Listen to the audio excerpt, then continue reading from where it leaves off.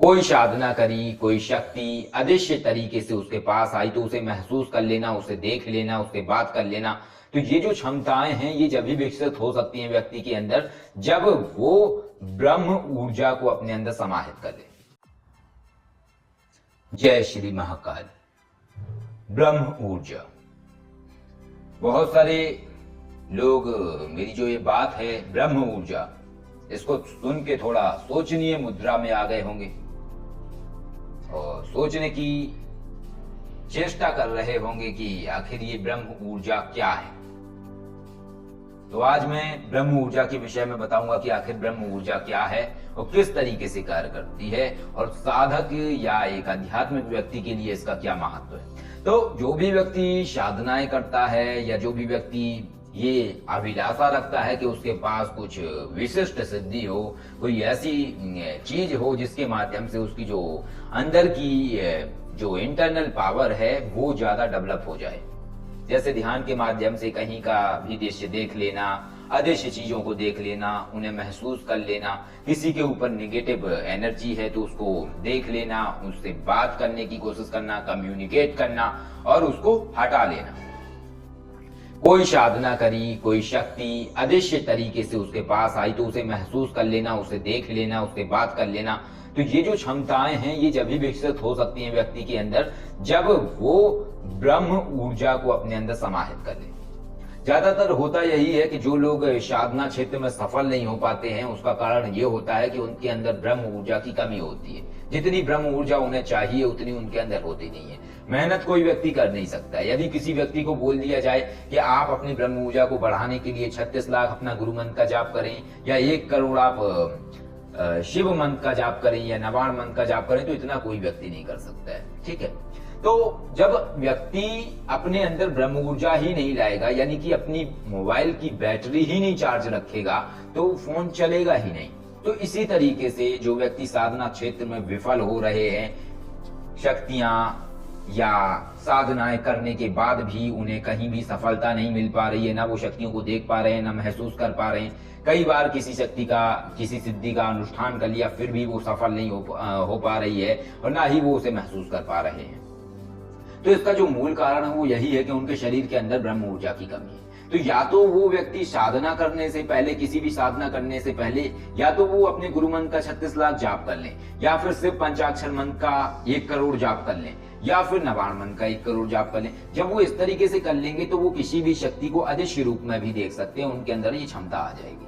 और ये जो मार्ग मैं बता रहा हूं ये मार्ग दिव्य मार्ग है, यानी कि ये मार्ग ऐसा है, दिव्य मार्ग वो होता है कि जिस मार्ग में व्यक्ति के देह त्यागने के बाद यानी मर जाने के बाद उसकी अधोगति नहीं होती। अधोगति का अर्थ होता है यानी कि प्रेत योनि में नहीं जाता है, वो निगेटिव एनर्जी में कन्वर्ट नहीं होता है, वो दोबारा से जन्म ले लेता है, कहीं पे पैदा हो जाता है, या उसने अगर सही तरीके से कार्य किया और वो परम सत्ता की जो ऊर्जा है उसको संचय करता रहता है तो निर्वाण स्थिति को प्राप्त कर सकता है, यानी कि मोक्ष प्राप्त कर सकता है।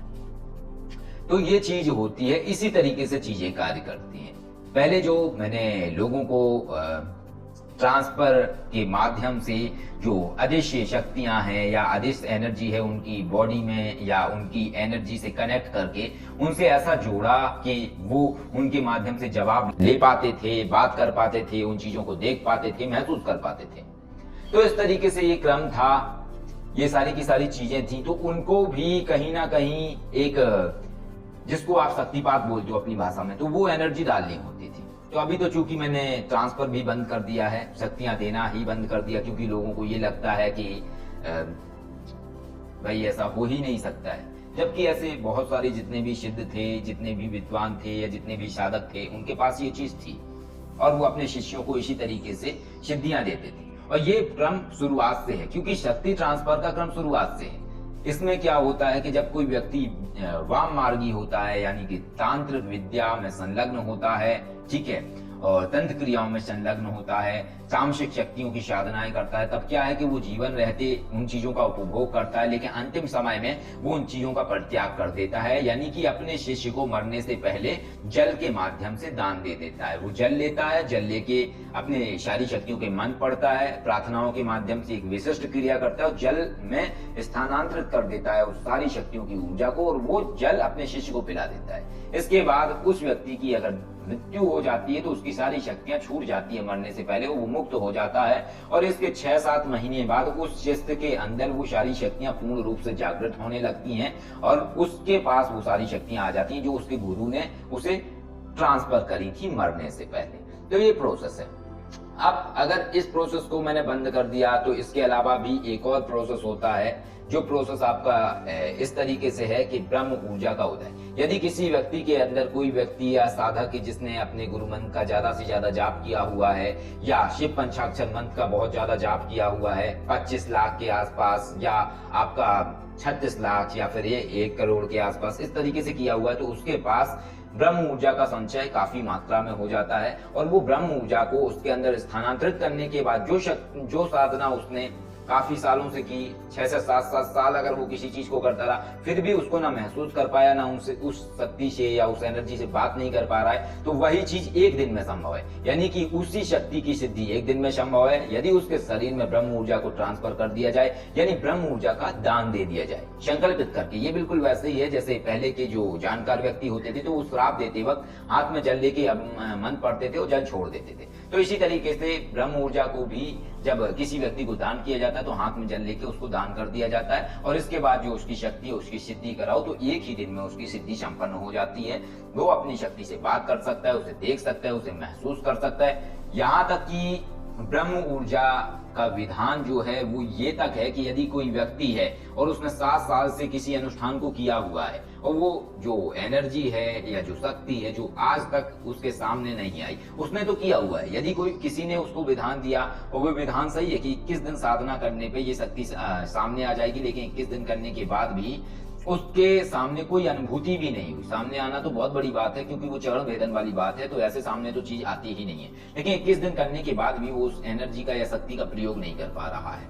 तो अगर वो कोई ऐसे व्यक्ति से मिल लेता है या कोई व्यक्ति उसके अंदर ब्रह्म ऊर्जा को डाल देता है ज्यादा मात्रा में, तो उससे वो व्यक्ति के अंदर की क्षमताएं बढ़ जाएंगी और उस व्यक्ति के चक्र इतनी अवस्था पे एक्टिव या सक्रिय हो जाएंगे कि वो जो शक्ति उसके पास थी वो शक्ति उससे बात कर सकती है, और उसी ब्रह्म ऊर्जा से जोड़ने के बाद वो जो शक्ति जो उसने 7 साल से करी हुई है साधना, जिसको वो कभी देख नहीं पा रहा था, वो एक दिन में संभव है। एक दिन में ही वो उनसे बात कर पाएगा, उन्हें देख पाएगा, महसूस कर पाएगा, उनके माध्यम से और अदृश्य चीजों को देख पाएगा। तो इस तरीके से ब्रह्म ऊर्जा कार्य करती है। इसीलिए सभी को बोला जाता है कि सबसे पहले आप गुरु मंत्र का जाप करें ज्यादा से ज्यादा, या फिर अपने इष्ट मंत्र का जाप करें ज्यादा से ज्यादा, या ओमकार का जाप करें। इससे आपकी जब पॉजिटिव एनर्जी जब आपकी बॉडी में नहीं होगी, जब आपके अंदर की चक्रों की ऊर्जा सक्रिय नहीं होगी, तो आप बाहरी किसी शक्ति को कभी देख ही नहीं सकते। तो सब संभव है, यहाँ तक कि एक दिन में सिद्धि भी संभव है, ये कोई बड़ी बात नहीं है। और मैंने जितने भी लोगों को चीजें करवाई उनमें भी एक दिन की सिद्धि करवाई, शोधनी साधना भी एक दिन की सिद्धि करवाई, तो एक दिन में सिद्धि भी संभव है। लेकिन यदि कोई व्यक्ति ये बोलता है कि कोई शक्ति सामने खड़ी हो जाती है, चिल्लाती हुई आ जाती है, ये सब एक कपोल कल्पना वाली अवस्थाएं हैं, इतना आसान नहीं है ये सब। लेकिन किसी भी शक्ति को अदृश्य रूप में देख पाना संभव है, और ये संभव जब है जब आपके अंदर की चक्रों की ऊर्जा खुलने लगती है या आपके अंदर ब्रह्म ऊर्जा की मात्रा ज्यादा मात्रा में बढ़ जाती है, तब ये संभव है। यहाँ तक कि ब्रह्म ऊर्जा की मात्रा अगर आपके शरीर में ज्यादा बढ़ गई तो उस पर तो कोई आपको सिद्धि की भी जरूरत नहीं है। बिना सिद्धि के भी आप उसी ऊर्जा के माध्यम से अदृश्य चीजों को देख सकते हैं, महसूस कर सकते हैं, उन्हें हटा सकते हैं, उन्हें बात कर सकते हैं उन लोगों से कि क्या है कैसे है, क्योंकि एनर्जी है, एनर्जी जैसा रूप लेना चाहे वैसे परिवर्तन कर सकती है। तो यह रहस्य है, इस तरीके से शक्तियां या इस तरीके से सिद्धियां संपन्न होती हैं, और उसके लिए ब्रह्म ऊर्जा का होना बहुत ही आवश्यक है। तो इस तरीके से जब आप करेंगे तो आपकी साधना संपन्न हो जाएगी। जिन लोगों की 7-7 साल जो बोलते हैं कि मैं तो 10 साल से चीज कर रहा हूं, मैं तो 11 साल से ध्यान कर रहा हूं, मैं तो आगे बढ़ ही नहीं पाया, ठीक है, कोई कैसे बढ़ सकता है? तो बिल्कुल बढ़ सकता है। जब उसके अंदर ब्रह्म ऊर्जा संचय हो जाएगी तो बिल्कुल वो उसको 11 साल की जरूरत नहीं पड़ेगी, बल्कि 1 माह में वो उतना सफर तय कर सकता है जितना उस व्यक्ति ने 11 साल में तय किया।